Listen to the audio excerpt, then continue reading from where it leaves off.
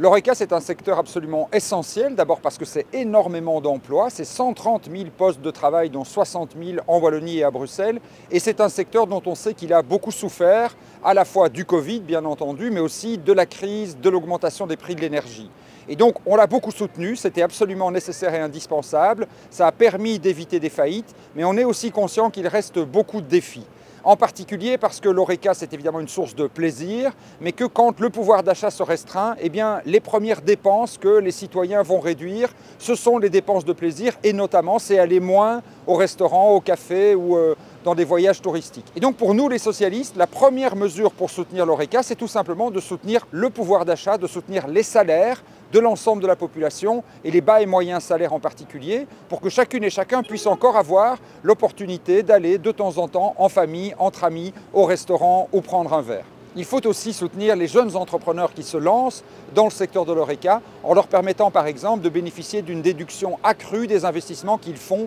pour améliorer leur cuisine, leur salle et le confort de leurs clients. Enfin, on est conscient qu'il y a dans l'Horeca un vrai défi en matière de pénurie de main-d'œuvre, comme dans beaucoup d'autres secteurs. La réponse passe bien entendu par la formation. Il faut soutenir les filières de formation